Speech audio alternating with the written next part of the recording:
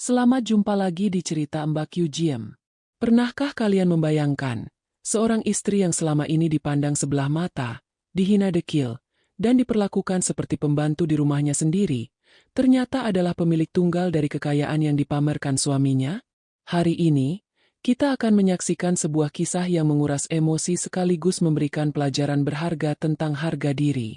Indri Astuti, seorang wanita yang memilih bungkam dengan daster lusuhnya demi melayani suami yang tidak tahu diri dan ibu mertua yang ia sayangi.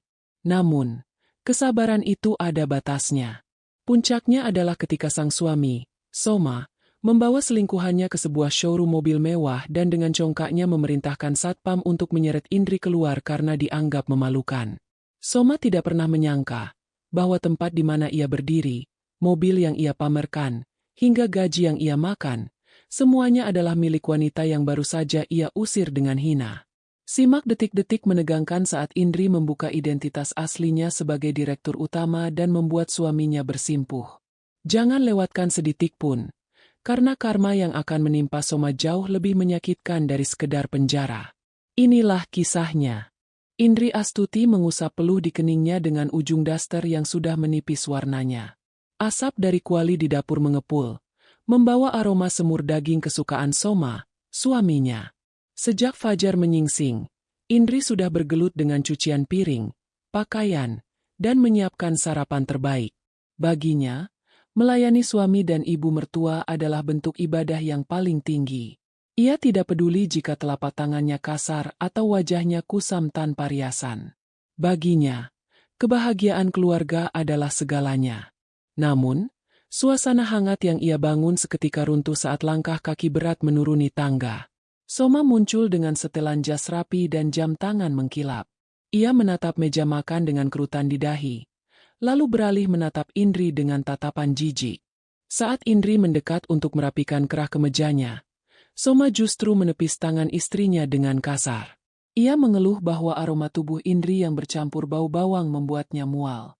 Tidak ada ucapan terima kasih atas kopi yang masih mengepul atau sarapan yang tersaji indah. Soma justru melempar sendok ke atas meja hingga dentingnya memekakan telinga, memprotes rasa masakan yang menurutnya terlalu hambar. Ibu Suprapti, ibu kandung Soma yang duduk di kursi roda, mencoba menengahi dengan suara gemetar. Ia mengingatkan anaknya agar lebih menghargai ketulusan Indri. Ibu Suprapti tahu betul bahwa semua kenyamanan yang dinikmati Soma saat ini, mulai dari jabatan hingga fasilitas hidup, adalah buah dari pengorbanan dan jaringan bisnis yang dibangun Indri di masa lalu. Namun, Soma yang sudah buta oleh ambisi dan kesombongan justru membentak ibunya sendiri. Ia meminta ibunya diam dan tidak ikut campur urusan rumah tangganya. Soma merasa dialah kepala keluarga yang bekerja keras, sementara Indri hanyalah beban yang membuatnya malu jika harus bertemu rekan bisnis. Perkasa, putra balita mereka yang baru bangun tidur, berlari kecil menghampiri ayahnya. Dengan polosnya, ia menyodorkan sebuah celengan ayam plastik yang sudah penuh. Perkasa berkata dengan suara lirih agar ayahnya menggunakan uang itu untuk membelikan Indri baju baru supaya ayahnya tidak marah-marah lagi. Momen yang seharusnya menyentuh hati itu justru dibalas Soma dengan dorongan kasar hingga celengan itu jatuh dan pecah. Soma menghardik anaknya agar tidak menjadi lemah seperti ibunya. Indri hanya bisa memeluk Perkasa erat-erat, menelan semua caci maki itu dalam diam tanpa membalas sepatah kata pun. Kesabaran Indri seolah tidak bertepi. Meskipun hatinya hancur melihat perlakuan Soma pada anak dan ibu mertuanya, ia tetap mencium tangan suaminya sebelum berangkat kerja. Ia tetap mendoakan keselamatan suaminya di perjalanan. Indri percaya bahwa cinta dan kelembutan suatu saat akan meluluhkan hati yang keras. Namun, ia tidak menyadari bahwa di luar sana, Soma sudah menyiapkan rencana untuk mengkhianati kesetiaan itu. Soma merasa sudah berada di puncak dunia dan merasa Indri sudah tidak layak lagi bersanding dengannya. Setelah Soma pergi dengan mobil mewahnya, Indri kembali ke dapur untuk membereskan pecahan celengan Perkasa. Ibu Suprapti mendekat dan menggenggam tangan Indri dengan erat. Sang ibu mertua menangis terseduh-seduh, memohon maaf atas kelakuan buruk putranya. Indri hanya tersenyum getir sambil mengusap air mata mertuanya. Ia mengatakan bahwa selama Ibu Suprapti dan Perkasa ada di sisinya, ia akan tetap kuat bertahan. Namun, Sebuah pesan masuk ke ponsel lama Indri dari sekretaris pribadinya di kantor pusat. Pesan itu melaporkan bahwa ada penyelewengan dana besar-besaran di salah satu kantor cabang dan seorang pria yang mengaku sebagai kerabat pemilik perusahaan bertindak semena-mena di showroom mobil milik Indri. Indri terdiam sejenak, menatap daster lusuh yang ia kenakan. Ia tahu hari ini adalah batas akhir kesabarannya. Sambil menggendong perkasa yang masih sesenggukan, Indri menatap cermin dengan pandangan yang tidak lagi sayu. Ia harus memastikan siapa yang berani bermain api di dalam istana yang ia bangun dengan keringatnya sendiri. Indri segera bersiap untuk keluar rumah tanpa mengubah penampilannya. Ia ingin melihat dengan mata kepala sendiri bagaimana orang-orang yang ia percayai bersikap saat melihatnya sebagai rakyat jelata. Ia berpamitan pada Ibu Suprapti dengan nada bicara yang jauh lebih tegas dari biasanya. Saat ia melangkah keluar pintu pagar, ia melihat sebuah mobil sedan hitam terparkir tidak jauh dari rumahnya. Di dalamnya terlihat Soma sedang tertawa riang sambil membelai rambut seorang wanita muda yang bukan dirinya. Dunia seolah berhenti berputar sejenak bagi Indri. Hancur sudah harapan yang ia pupuk selama bertahun-tahun. Cinta tulus yang ia berikan ternyata dibalas dengan pengkhianatan yang paling rendah. Tanpa meneteskan air mata di depan suaminya, Indri memesan taksi daring dan memberikan alamat showroom pusat miliknya. Ia tidak akan lagi menjadi istri yang bungkam dan penurut. Di dalam taksi, ia meraih ponselnya dan melakukan satu panggilan singkat kepada manajer operasionalnya dengan suara yang dingin dan berwibawa, memerintahkan untuk mengunci semua akses keuangan atas nama suaminya saat itu juga. Indri duduk di dalam taksi dengan tatapan kosong menatap jalanan yang padat. Di sampingnya, Perkasa sudah tertidur pulas karena kelelahan menangis. Hati Indri rasanya seperti disayat sembilu saat mengingat tawarnya Soma bersama wanita lain di dalam mobil tadi. Selama ini, Indri memilih untuk menutup mata dan telinga dari desas-desus tetangga tentang perilaku suaminya di luar rumah. Ia selalu berpikiran positif bahwa Soma hanya sibuk bekerja demi masa depan anak mereka. Namun, pemandangan di depan matanya sendiri tidak bisa lagi dibantah dengan alasan apapun.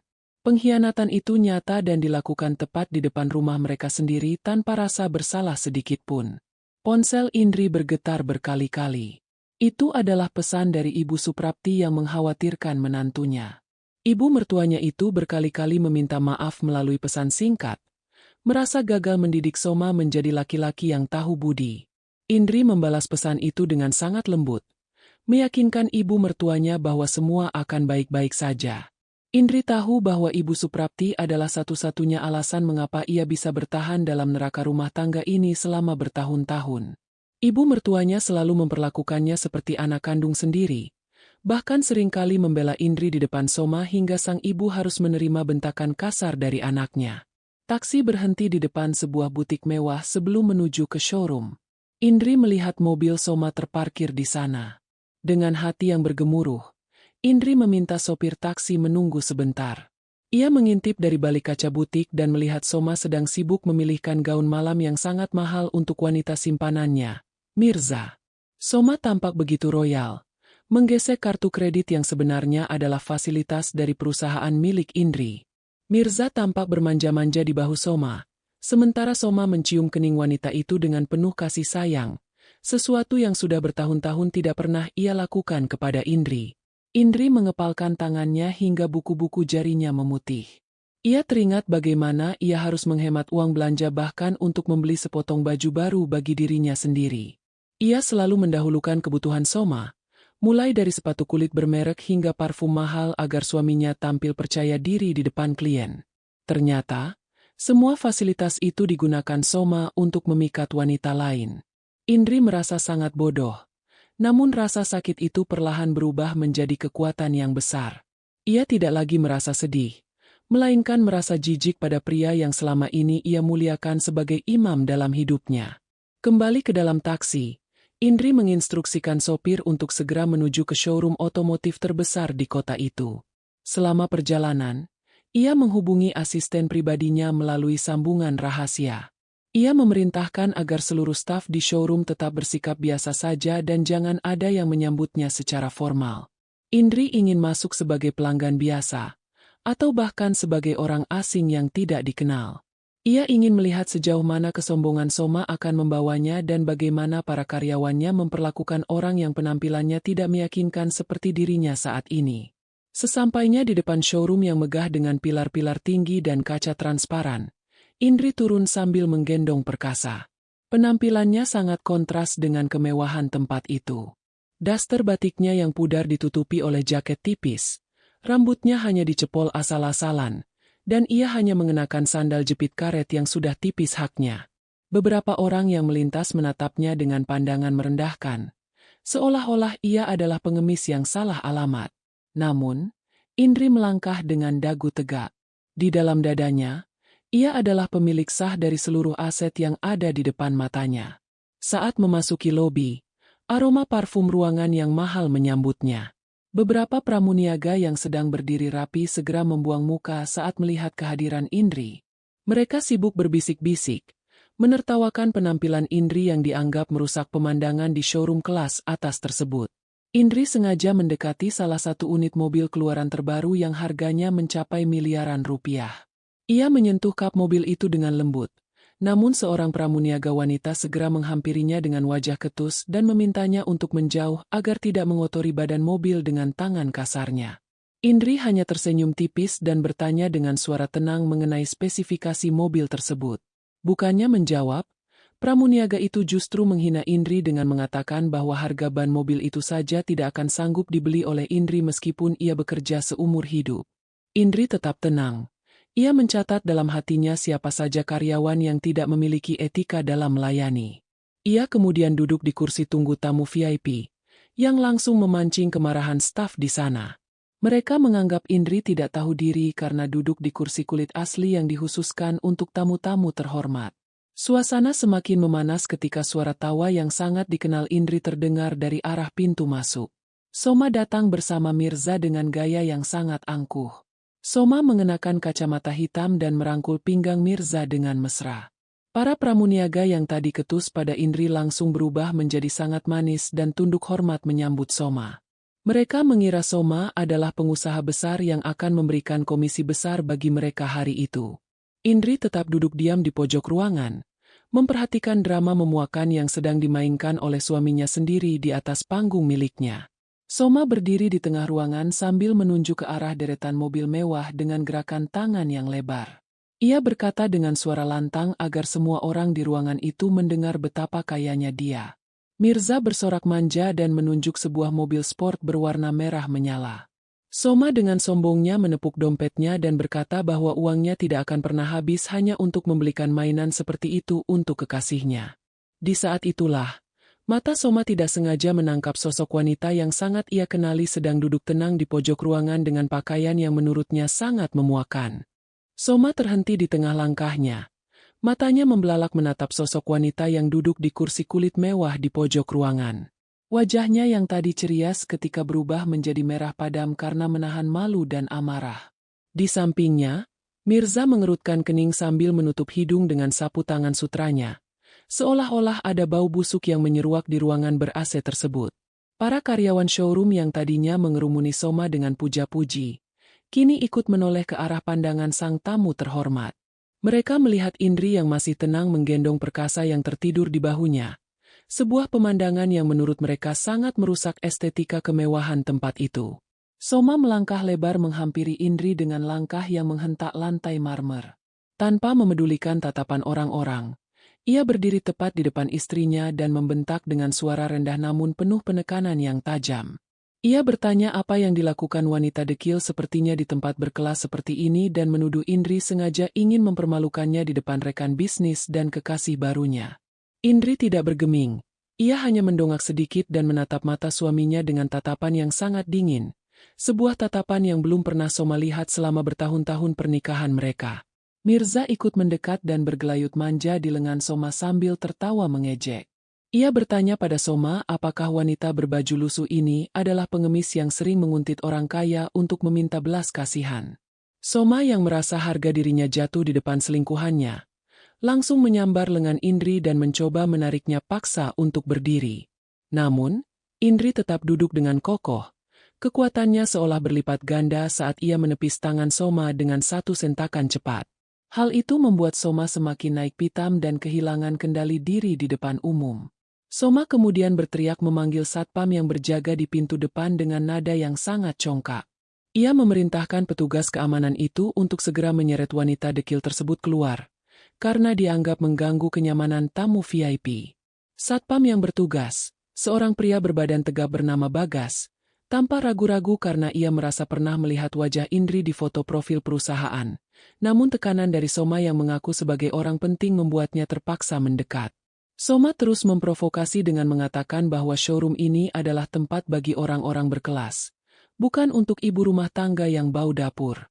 Melihat satpam mulai mendekat, beberapa pramuniaga yang tadi menghina Indri ikut memanas-manasi suasana. Mereka berkata bahwa kehadiran Indri bisa menurunkan citra showroom dan membuat pelanggan lain merasa risih. Mirza bahkan sengaja menyenggol bahu Indri saat melewati kursi tersebut sambil berkata bahwa daster Indri mungkin lebih murah daripada biaya parkir mobil yang akan dibeli Soma hari itu. Soma tertawa lebar mendengar ejekan kekasihnya. Ia merasa berada di atas angin dan merasa sangat berkuasa atas segalanya, termasuk atas nasib istrinya yang ia anggap sudah tidak berguna lagi. Indri tetap diam. Namun tangannya meraba saku jaket tipisnya untuk memastikan ponselnya masih terhubung dengan manajer operasional yang sedang memantau melalui CCTV di ruang atas. Ia ingin melihat sampai di mana batas kegilaan suaminya dalam menghinanya. Soma yang merasa perintahnya tidak segera dilaksanakan, kembali membentak satpam dan mengancam akan memecat semua orang di sana jika wanita itu tidak segera ditendang keluar dari gedung. Ia merasa sangat yakin bahwa posisinya sebagai suami dari pemilik aset, meskipun ia tidak tahu Indri adalah pemilik tunggalnya, memberinya hak untuk bertindak sewenang-wenang. Kericuhan itu menarik perhatian banyak orang di dalam showroom. Beberapa calon pembeli lain mulai berbisik-bisik, namun Soma justru semakin menunjukkan kesombongannya. Ia merangkul Mirza dan berkata dengan lantang pada semua orang bahwa ia akan membeli mobil paling mahal hari itu sebagai hadiah. Karena Mirza jauh lebih cantik dan tahu cara bersikap dibandingkan istrinya yang dekil. Kalimat itu bagaikan petir di siang bolong bagi Indri, namun ia tetap bungkam. Ia hanya mengusap punggung perkasa agar anaknya tidak terbangun oleh suara teriakan ayahnya yang sudah seperti orang kesurupan. Tiba-tiba, pintu lift di ujung ruangan terbuka dengan cepat. Seorang pria parubaya mengenakan setelan jas hitam yang sangat rapi keluar dengan wajah yang pucat pasi dan keringat dingin bercucuran di pelipisnya. Pria itu adalah Pak Baskoro, manajer utama showroom tersebut. Ia berlari hampir tersandung menuju kerumunan di tengah lobi. Soma yang melihat kedatangan manajer langsung tersenyum lebar, mengira sang petinggi datang untuk menyambutnya secara khusus. Soma melambaikan tangan dan bersiap untuk menjabat tangan Pak Baskoro sambil menunjuk ke arah Indri, bersiap untuk memberikan perintah pengusiran terakhir. Namun, pemandangan yang terjadi selanjutnya membuat semua orang di ruangan itu terdiam mematung seolah waktu berhenti berputar. Pak Baskoro sama sekali tidak menoleh pada Soma yang sudah mengulurkan tangan. Ia justru langsung menjatuhkan lututnya ke lantai dan bersimpuh dengan kepala menunduk dalam di hadapan Indri. Suara Pak Baskoro bergetar hebat saat ia memohon maaf sedalam-dalamnya karena kelalaian stafnya dalam menjaga kenyamanan dan keamanan sang pemilik tunggal seluruh jaringan showroom otomotif nasional tersebut. Soma terbelalak. Napasnya seolah tertahan di tenggorokan saat melihat manajer yang sangat disegani itu gemetar ketakutan di kaki istrinya yang dekil. Soma berdiri mematung dengan tangan yang masih menggantung di udara, sementara Mirza melepaskan gelayutan lengannya dengan wajah penuh kebingungan. Seluruh ruangan mendadak senyap. Hanya suara mesin pendingin ruangan yang terdengar menderu halus. Pak Baskoro, manajer yang biasanya tampil sangat berwibawa dan ditakuti seluruh karyawan, kini membungkuk hormat di depan Indri yang hanya beralaskan sandal jepit karet. Para pramuniaga yang tadi menghina Indri seketika lemas. Wajah mereka memucat pasi seolah seluruh aliran darah mereka berhenti mengalir. Mereka baru saja menyadari bahwa wanita yang mereka sebut dekil dan gembel adalah pemilik sah dari seluruh aset mewah yang ada di gedung ini. Indri perlahan berdiri dari kursi kulitnya. Gerakannya sangat tenang namun memancarkan wibawa yang luar biasa kuat. Ia tidak lagi tampak seperti ibu rumah tangga yang lemah. Tatapannya tajam menghujam tepat ke mata Soma yang mulai bergetar ketakutan. Indri memberikan perkasa yang masih tertidur kepada Pak Baskoro dengan isyarat mata. Lalu ia melangkah maju mendekati suaminya. Setiap ketukan sandal jepitnya di lantai marmer terdengar seperti lonceng kematian bagi karir dan kesombongan Soma. Soma mencoba membuka mulut untuk membela diri, namun lidahnya terasa keluh dan tenggorokannya kering kerontang. Dengan suara yang sangat rendah namun terdengar jelas ke seluruh penjuru ruangan, Indri bertanya kepada Soma apakah ia masih ingin menyeretnya keluar. Soma mundur selangkah. Kakinya terasa lemas hingga ia harus berpegangan pada kap mobil sport merah yang tadi ingin ia beli. Indri kemudian menoleh kepada para pramuniaga dan satpam yang tadi memojokkannya. Ia tidak marah dengan berteriak. Ia hanya menyebutkan satu persatu nama yang tertera di papan nama dada mereka dan menyatakan bahwa hari ini adalah hari terakhir mereka bekerja di industri otomotif manapun, karena ia akan memastikan nama mereka masuk ke dalam daftar hitam nasional. Puncak dari guncangan itu terjadi saat Indri mengeluarkan ponselnya dan mengaktifkan pengeras suara saat menghubungi Kepala Bagian Keuangan Pusat. Di depan mata Soma, Indri memerintahkan agar seluruh rekening operasional yang selama ini dipegang oleh Soma diblokir total secara permanen. Indri mengungkap di depan semua orang bahwa Soma selama ini hanyalah seorang manajer tingkat bawah di salah satu anak perusahaannya yang ia angkat karena rasa kasihan dan cinta, bukan karena kemampuan. Mirza yang menyadari bahwa pria di sampingnya ternyata tidak memiliki apa-apa, perlahan mulai menjauhkan diri dan berusaha melarikan diri dari kerumunan. Namun langkahnya terhenti oleh petugas keamanan internal yang sudah bersiaga. Soma akhirnya jatuh berlutut di depan Indri. Air mata penyesalan yang terlambat mulai mengalir di pipinya.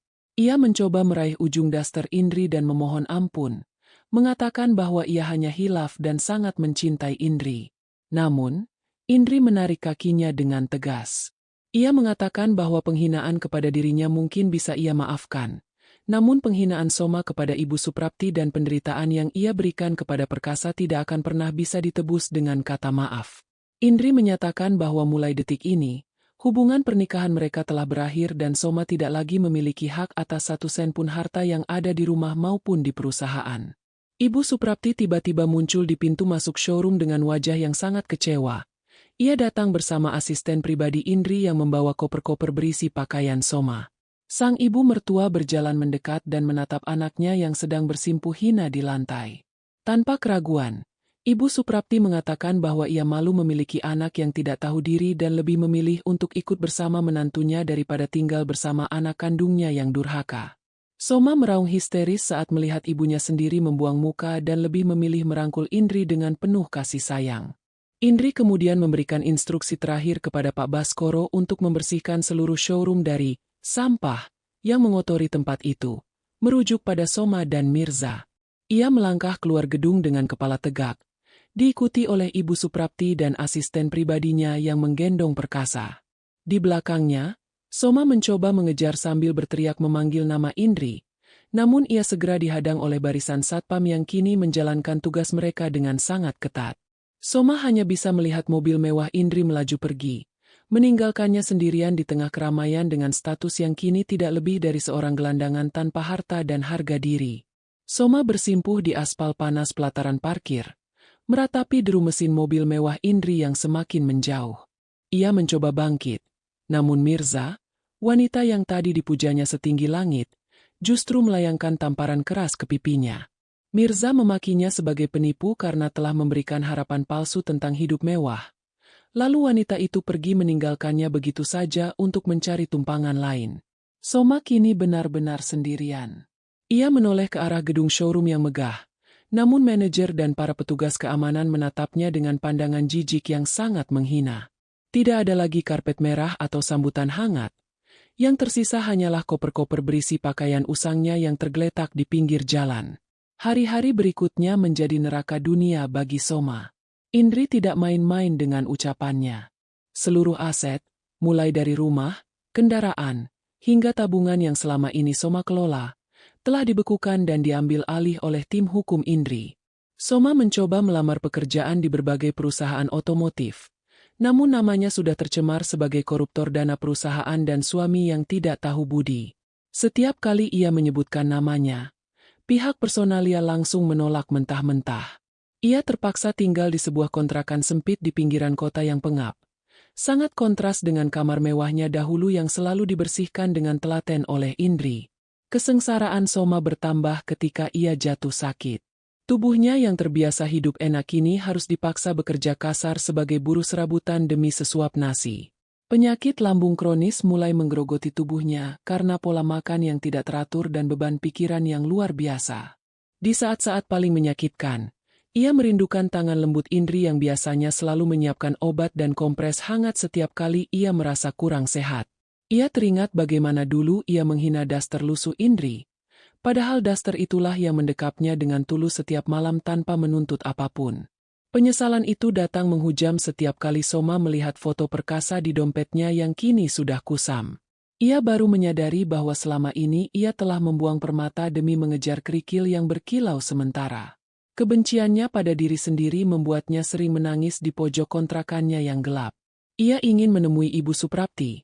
Namun ia merasa terlalu kotor dan malu untuk bersimpuh di depan ibu kandungnya yang sudah ia telantarkan demi wanita simpanan. Soma kini menjalani hidup tanpa tujuan. Hanya sisa-sisa napas yang dipenuhi dengan bayang-bayang dosa masa lalu yang terus menghantuinya setiap saat. Di sisi lain, Indri justru semakin bersinar. Tanpa beban seorang suami yang toksik, ia fokus mengembangkan bisnisnya dan membesarkan perkasa dengan penuh cinta. Ibu Suprapti tampak jauh lebih sehat dan bahagia tinggal bersama menantu kesayangannya. Indri tidak pernah menanamkan rasa benci pada perkasa terhadap ayahnya. Ia hanya mengatakan bahwa ayahnya sedang belajar menjadi orang yang lebih baik di tempat lain. Namun, Indri tetap menutup akses komunikasi dengan Soma bukan karena dendam, melainkan karena ia ingin Soma benar-benar belajar apa artinya kehilangan dan apa artinya menghargai sebuah ketulusan. Suatu sore yang gerimis, Soma terduduk lemas di pinggir jalan depan kantor pusat Astuti Group. Ia tidak berniat meminta uang atau meminta kembali posisinya. Ia hanya ingin melihat wajah istri dan anaknya dari kejauhan untuk sekadar mengobati rindu yang menyesakkan dada. Saat mobil mewah Indri keluar dari gerbang, Soma tidak berani mendekat. Ia hanya menunduk dalam-dalam, menyembunyikan wajahnya yang kini tirus dan kusam di balik topi kumalnya. Ia merasa dirinya sudah mati secara sosial. Dan hidupnya kini hanyalah tentang membayar hutang karma atas setiap air mata yang pernah ia jatuhkan dari mata Indri dan ibunya. Soma menyadari bahwa penderitaan fisiknya saat ini belum sebanding dengan penderitaan batin yang ia berikan pada keluarganya selama bertahun-tahun. Ia menerima semua nasib buruk ini sebagai bentuk penebusan dosa yang harus ia jalani dengan lapang dada. Ia tidak lagi mengejar harta atau kemewahan, karena ia sadar bahwa tanpa keberkahan dan doa dari seorang istri yang tulus, semua kekayaan itu hanyalah titipan yang bisa diambil dalam sekejap mata. Soma kini pasrah pada takdir, menjalani sisa hidupnya dalam kesunyian dan penyesalan yang tak kunjung padam. Soma kini menjalani hari-harinya sebagai pembersih selokan dan buruh serabutan.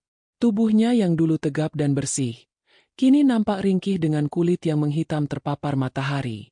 Tidak ada lagi wangi parfum mahal. Yang ada hanyalah bau keringat dan lumpur yang melekat di pakaian lusuhnya. Setiap kali ia menerima upah harian yang tidak seberapa, Soma menyisihkan sebagian kecil uangnya untuk diletakkan di kotak amal masjid, berharap sedikit kebaikan itu bisa sampai sebagai doa untuk kesehatan perkasa dan Ibu Suprapti. Ia benar-benar telah menanggalkan semua kesombongannya dan menerima takdirnya sebagai orang kecil yang terbuang.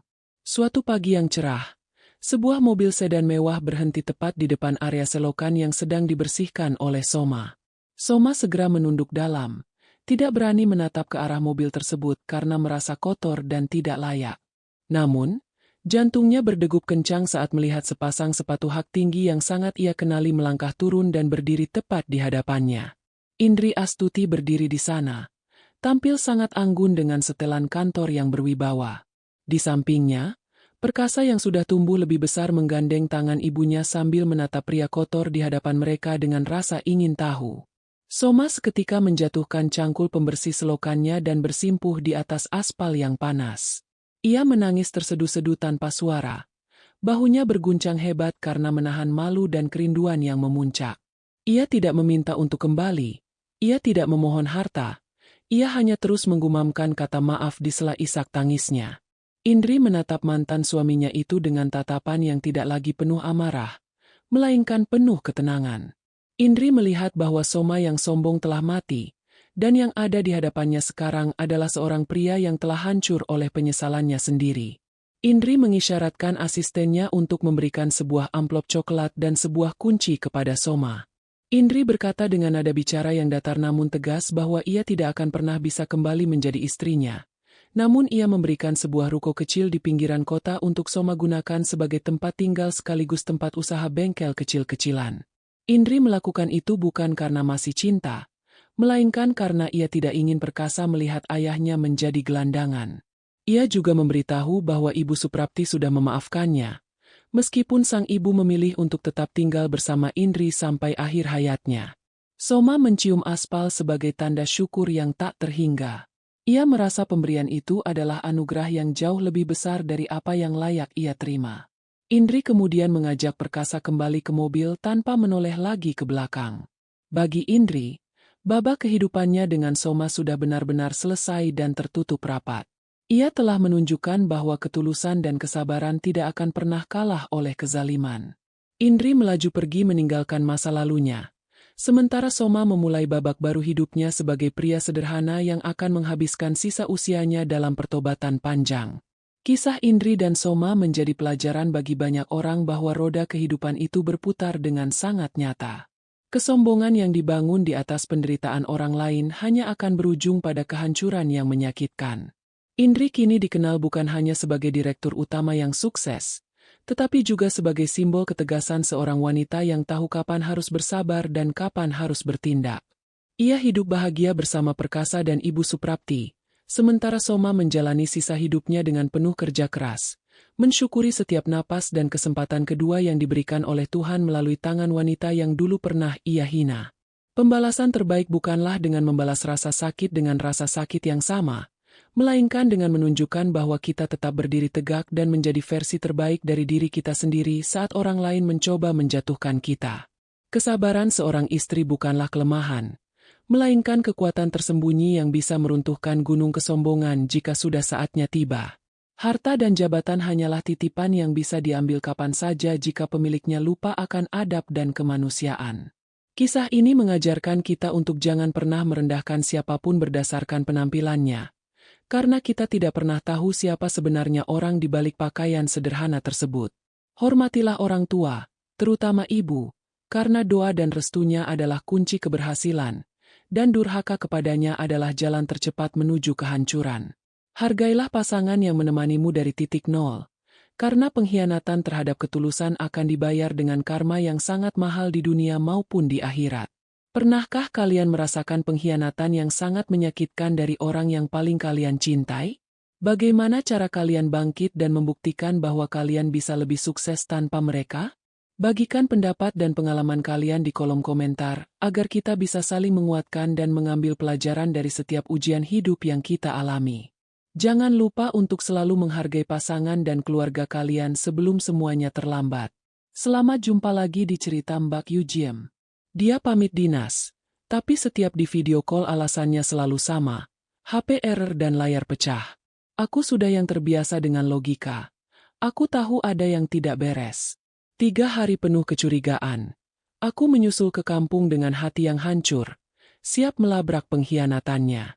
Tapi di balik pintu tua itu, pemandangan yang menyambutku justru meruntuhkan seluruh duniaku.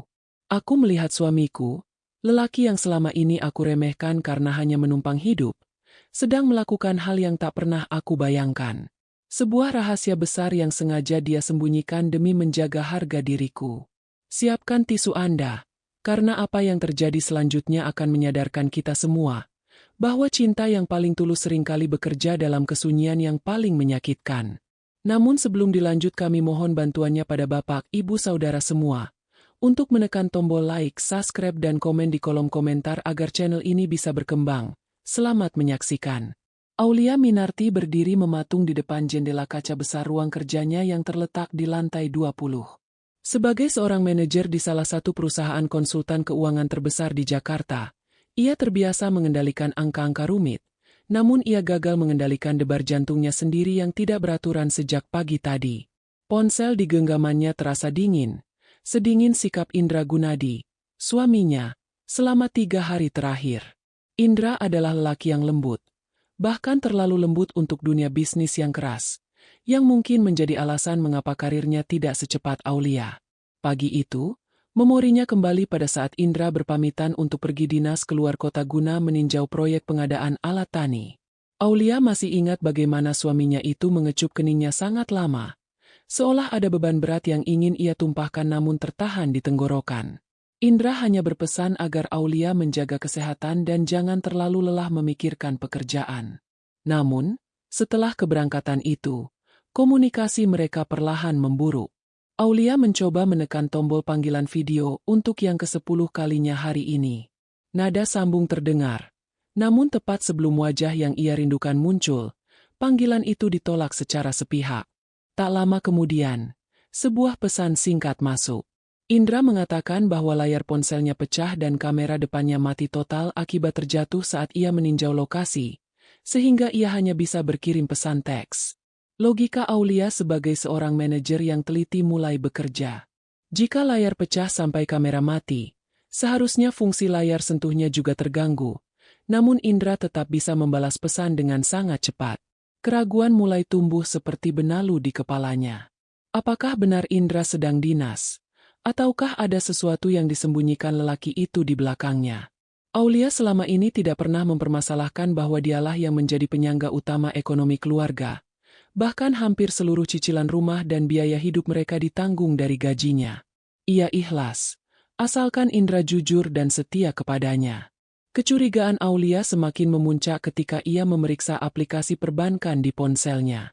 Ia menemukan ada penarikan tunai dalam jumlah cukup besar dari rekening bersama mereka yang dilakukan di sebuah ATM di daerah pinggiran, jauh dari lokasi proyek yang seharusnya didatangi Indra. Hatinya mencelos. Selama ini Indra tidak pernah mengambil uang tanpa izin, apalagi dalam jumlah jutaan rupiah saat ia mengaku sedang bekerja. Aulia mencoba menenangkan diri dengan berpikir positif. Mungkin itu untuk keperluan mendesak terkait pekerjaan suaminya. Namun, bayangan tentang pengkhianatan mulai menari-nari di pelupuk matanya. Ia teringat ucapan teman-temannya yang sering memperingatkan bahwa suami yang merasa inferior secara finansial cenderung mencari pelarian di luar untuk menunjukkan dominasinya. Aulia selalu membela Indra, mengatakan bahwa suaminya adalah lelaki terbaik yang pernah ia temui. Tapi hari ini, keyakinan itu goyah. Aulia merasa ada benang merah yang terputus antara alasan dinas Indra dan perilaku anehnya belakangan ini. Ia merasa tidak bisa hanya dia menunggu di kantor yang nyaman sementara suaminya entah berada di mana. Aulia memanggil sekretarisnya dan membatalkan semua janji temu untuk 2 hari ke depan dengan alasan urusan keluarga yang mendesak. Ia mengambil tasnya, berjalan cepat menuju parkiran dengan langkah yang tegas namun rapuh di dalam. Di dalam mobil, ia terus memandangi foto pernikahan mereka yang terpajang di dashboard. Indra tampak sangat tulus di foto itu, namun kenyataan bahwa suaminya menolak memperlihatkan wajahnya melalui panggilan video selama 3 hari benar-benar melukai harga dirinya sebagai seorang istri. Perjalanan dari Jakarta menuju kampung halaman Indra memakan waktu berjam-jam, namun pikiran Aulia melesat lebih cepat dari laju mobilnya. Ia membayangkan berbagai skenario terburuk yang mungkin terjadi. Apakah Indra sedang bersama wanita lain? Ataukah ia sedang menghabiskan uang mereka untuk hobi yang tidak berguna? Setiap kali pikiran itu muncul, Aulia menggelengkan kepalanya kuat-kuat. Ia ingin percaya pada suaminya, tapi bukti-bukti yang ada di depan mata terlalu sulit untuk diabaikan. Jalanan menuju kampung mulai menyempit, dikelilingi pohon-pohon besar yang membuat suasana sore itu terasa semakin mencekam dan penuh rahasia.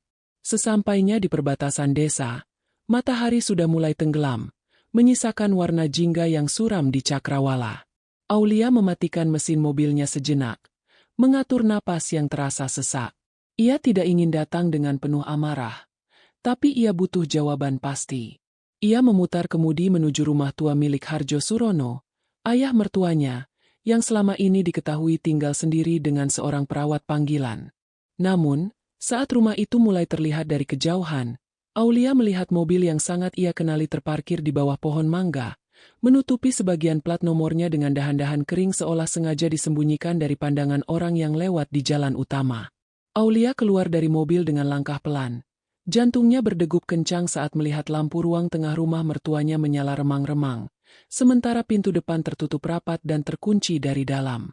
Di sana, di balik dinding kayu yang sudah mulai lapuk, Ia mendengar suara isakan kecil yang sangat ia kenali, suara yang membuatnya membeku di tempatnya berdiri. Aulia melangkah berjinjit mendekati jendela samping yang tertutup gorden tipis. Ia tidak ingin keberadaannya diketahui sebelum ia benar-benar melihat apa yang sedang terjadi di dalam rumah itu. Aroma minyak kayu putih dan bau obat-obatan yang tajam menyeruak keluar dari sela-sela ventilasi, menusuk indera penciumannya. Di dalam sana, ia melihat pemandangan yang sama sekali tidak pernah ia bayangkan. Tidak ada wanita lain, tidak ada pesta pora, dan tidak ada kemewahan yang dibeli dengan uang yang ditarik dari rekening mereka.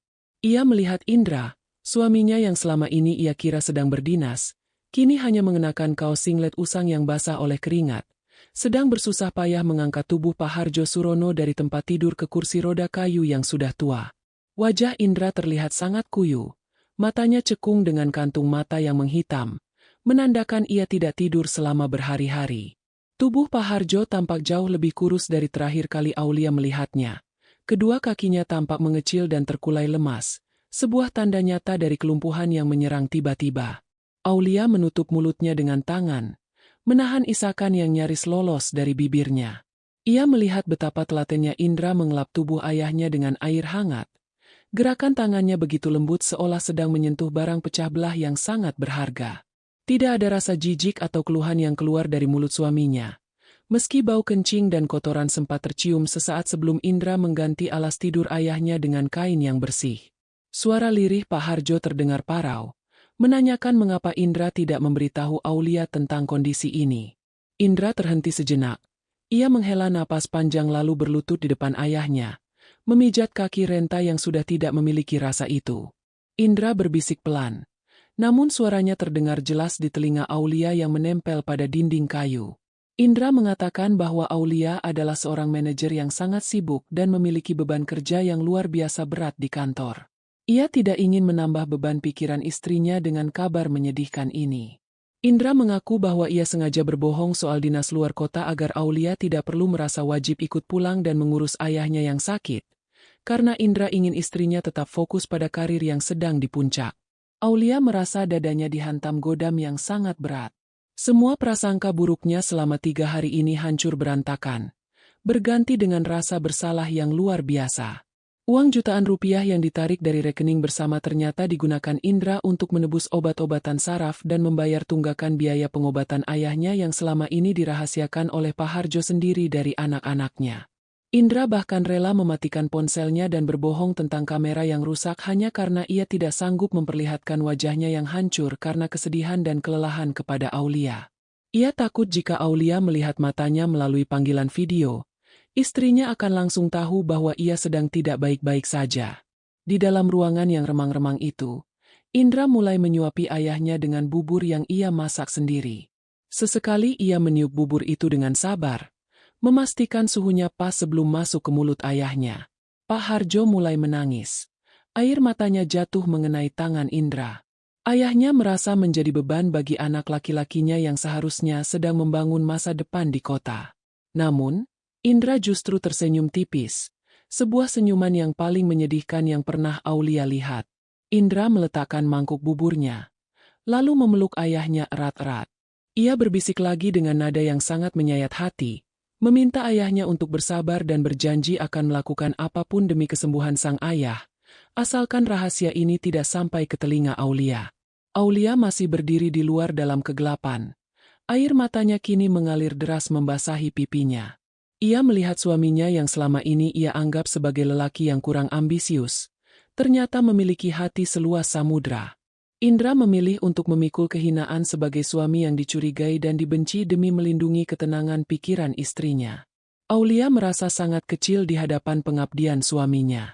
Saat ia hendak melangkah masuk untuk mengakhiri sandiwara ini, ia melihat Indra mengambil ponselnya yang retak, menatap foto profil WhatsApp Aulia dengan tatapan penuh kerinduan, lalu mencium layar ponsel itu sebelum akhirnya ia meletakkannya kembali di atas meja dengan tangan yang gemetar hebat.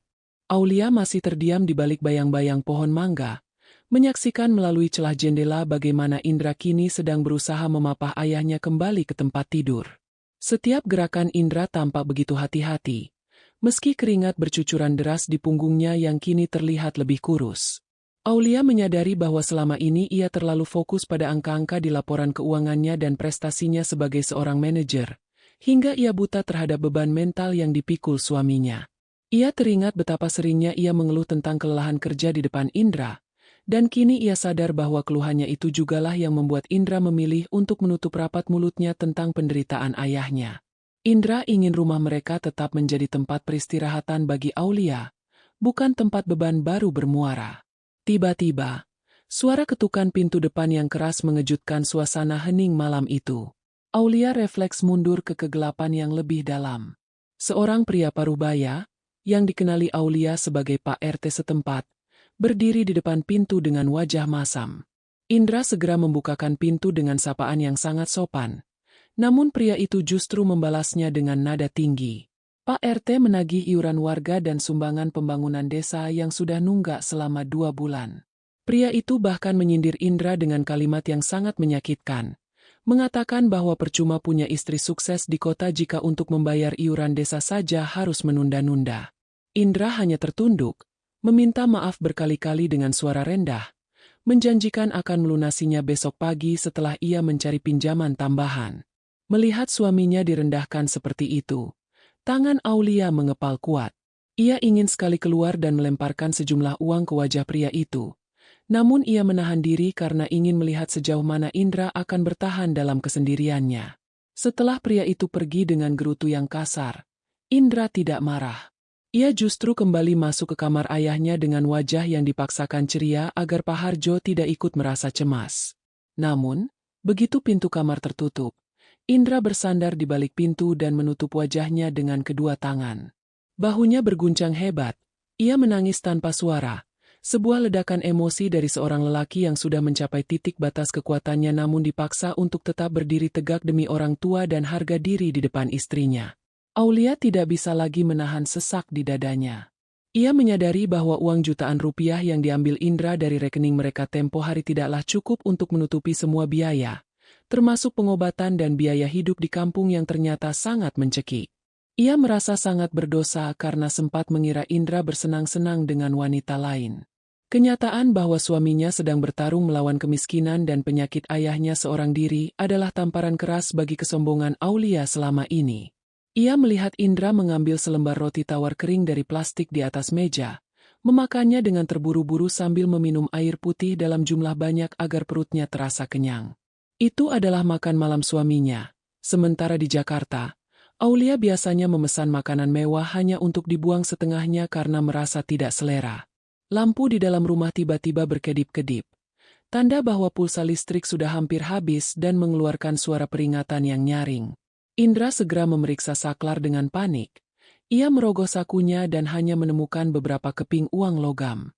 Ia tanpa putus asa menatap wajah ayahnya yang mulai gelisah karena suara alarm listrik tersebut.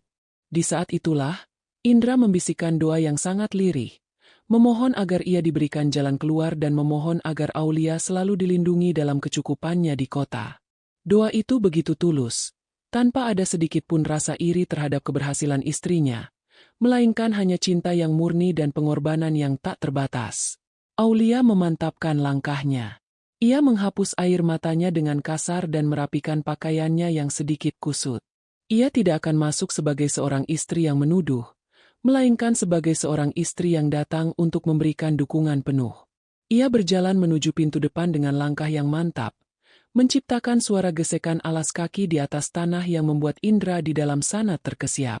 Saat tangan Aulia menyentuh gagang pintu yang dingin, ia mendengar suara Indra yang bertanya dengan nada gemetar dari balik pintu, menanyakan siapa yang datang di jam selarut ini dengan perasaan was-was yang sangat nyata.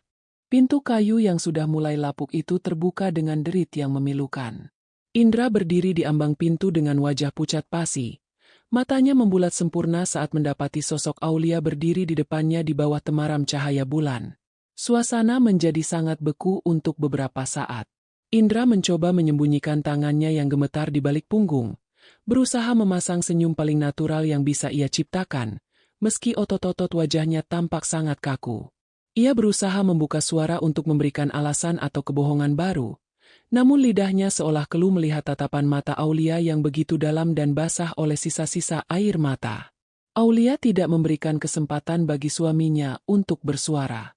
Ia melangkah masuk ke dalam rumah yang pengap itu, melewati Indra begitu saja menuju kamar tempat Pak Harjo berbaring. Indra panik dan mencoba menghalangi istrinya. Ia terus bergumam bahwa Aulia seharusnya tidak berada di sini, bahwa tempat ini terlalu kotor dan tidak nyaman untuknya. Namun, langkah Aulia tidak terhenti sampai ia berdiri tepat di samping tempat tidur mertuanya. Pak Harjo yang sedang terjaga melihat menantunya dengan tatapan penuh rasa bersalah. Air mata mulai menggenang di sudut mata tua yang sudah rabun itu.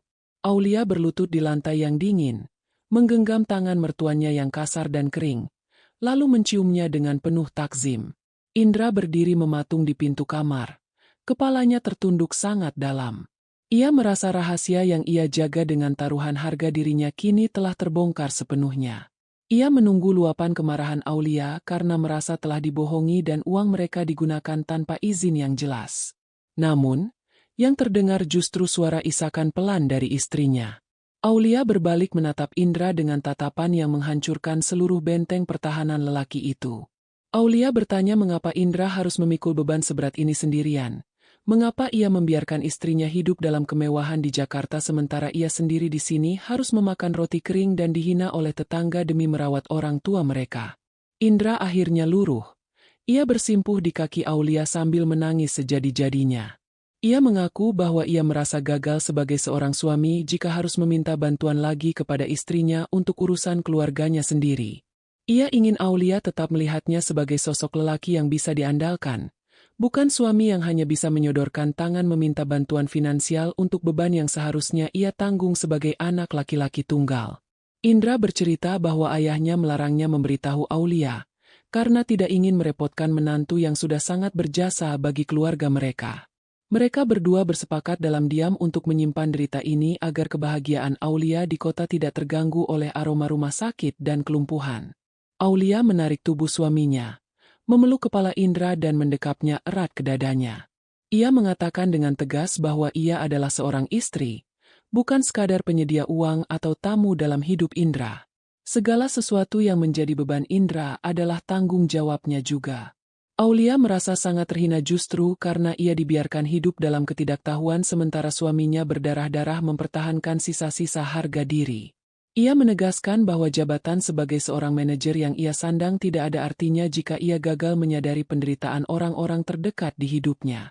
Di dalam pelukan itu, Indra akhirnya melepaskan seluruh beban yang menghimpit dadanya selama berhari-hari. Malam itu, di dalam rumah yang hampir gelap karena pulsa listrik yang sekarat, mereka berdua duduk berdampingan di samping tempat tidur Pak Harjo. Tidak ada lagi rahasia, tidak ada lagi layar ponsel yang pura-pura rusak, dan tidak ada lagi alasan dinas yang palsu. Aulia mengambil alih kendali. Ia menghubungi dokter pribadi dan mengatur segala keperluan untuk membawa Pak Harjo ke rumah sakit terbaik esok hari. Ia memandang suaminya yang kini tertidur karena kelelahan di bahunya, menyadari bahwa ia baru saja menemukan sisi kepahlawanan yang paling murni dari seorang laki-laki yang selama ini sering diremehkan oleh dunia.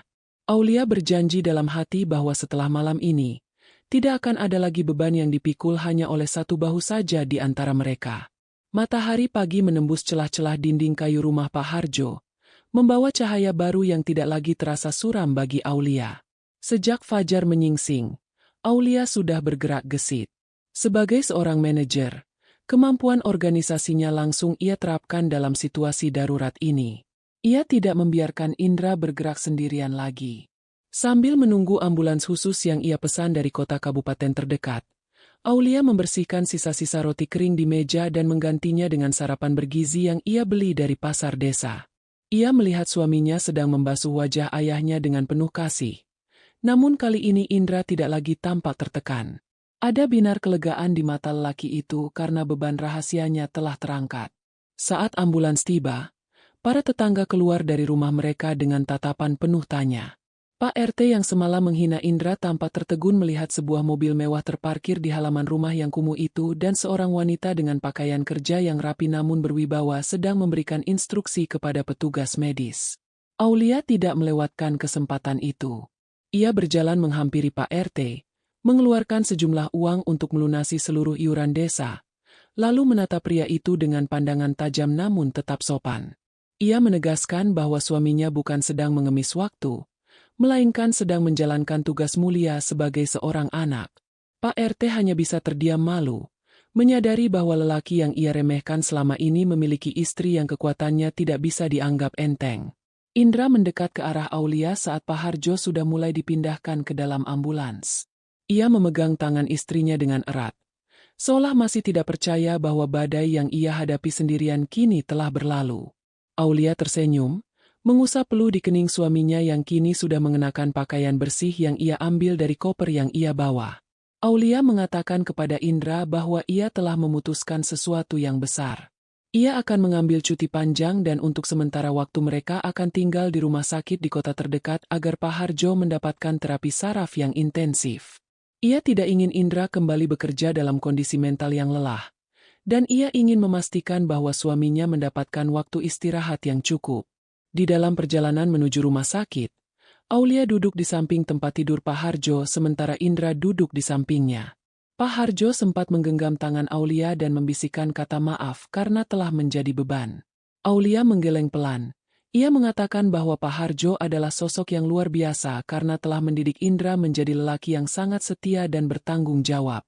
Aulia menyadari bahwa kejujuran mungkin pahit di awal, namun kebohongan demi kebaikan pun tetaplah sebuah beban yang bisa menghancurkan jiwa seseorang. Ia bertekad untuk memperbaiki komunikasinya dengan Indra, agar di masa depan, tidak ada lagi alasan, ponsel error, hanya untuk menyembunyikan rasa sakit. Sesampainya di rumah sakit, Pak Harjo langsung mendapatkan perawatan di kamar VVIP yang dipesan oleh Aulia.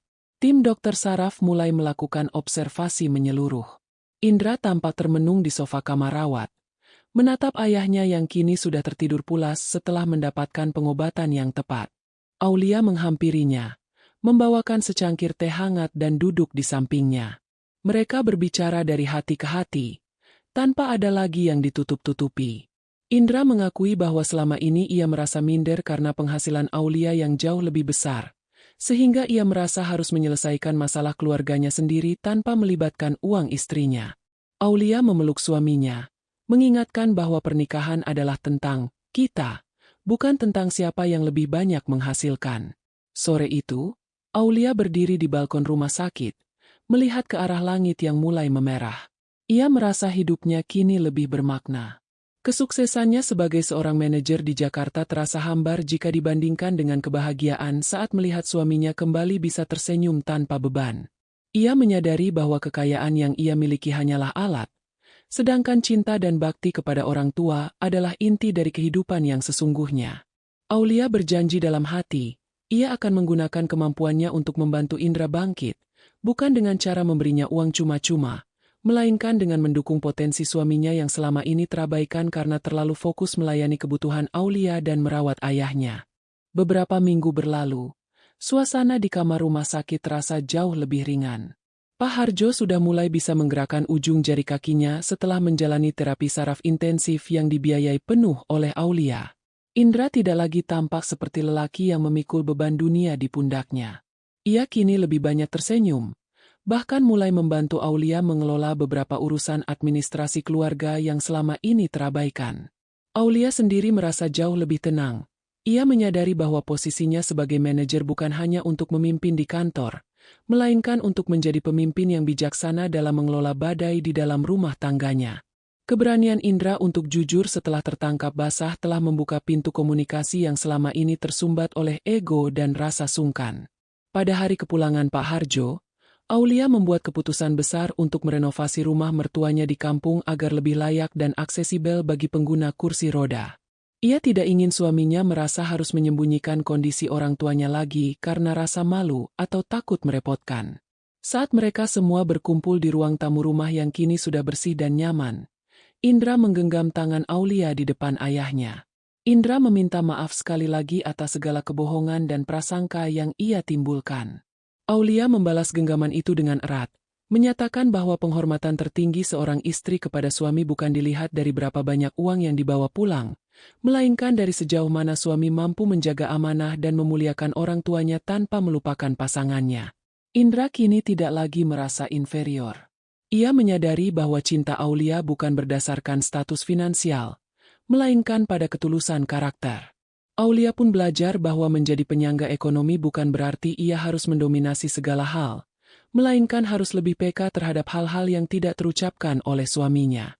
Mereka sepakat untuk selalu terbuka, bahkan dalam hal yang paling pahit sekalipun. Pak Harjo yang melihat keharmonisan anak dan menantunya hanya bisa mengucap syukur berkali-kali, menyadari bahwa kelumpuhannya justru menjadi jalan untuk menyatukan kembali hati anak dan menantunya yang selama ini mungkin terlalu sibuk dengan dunia masing-masing. Adegan ditutup dengan pelukan hangat keluarga kecil itu di bawah langit sore yang cerah, menandakan akhir dari segala rahasia yang menyesakkan dada. Kehidupan di Jakarta kembali berlanjut, namun dengan warna yang berbeda. Indra kini memulai usaha kecil-kecilan di bidang logistik hasil tani dari kampungnya ke kota, sebuah usaha yang didukung penuh oleh pemikiran strategis Aulia. Mereka tidak lagi memiliki rahasia di balik layar ponsel yang retak. Setiap kali Indra harus pulang ke kampung untuk menengok ayahnya, Aulia adalah orang pertama yang menyiapkan segala keperluan mereka. Rumah tangga mereka kini berdiri di atas pondasi yang jauh lebih kokoh dari sekadar materi, yaitu kejujuran dan saling menghargai peran masing-masing tanpa ada yang merasa lebih tinggi atau lebih rendah. Cerita ini mengajarkan kita bahwa kejujuran adalah mata uang tertinggi dalam sebuah pernikahan. Beban yang dipikul sendirian hanya akan menciptakan jarak dan kecurigaan, sementara keterbukaan, sepahit apapun itu, akan mengundang bantuan dan empati. Selain itu, bakti kepada orang tua adalah kewajiban, namun cara menyampaikannya kepada pasangan harus dilakukan dengan bijak agar tidak menimbulkan salah paham. Seorang istri yang hebat bukan hanya yang sukses dalam karir, tetapi yang mampu merendahkan hati untuk melihat perjuangan sunyi suaminya. Dan seorang suami yang hebat adalah yang mampu menjaga martabat keluarganya meski dalam kondisi paling sulit sekalipun. Setelah menyimak kisah perjuangan Aulia dan pengorbanan tersembunyi Indra, apakah Anda pernah merasa harus menyembunyikan kesulitan dari pasangan hanya karena tidak ingin membuatnya cemas? Atau apakah Anda merasa kejujuran adalah harga mati dalam sebuah hubungan meskipun itu menyakitkan? Bagikan pendapat Anda di kolom komentar, karena terkadang, beban yang Anda bagi hari ini bisa menjadi awal dari kebahagiaan yang jauh lebih besar di masa depan. Mari kita belajar untuk lebih peka terhadap orang-orang di sekitar kita sebelum terlambat.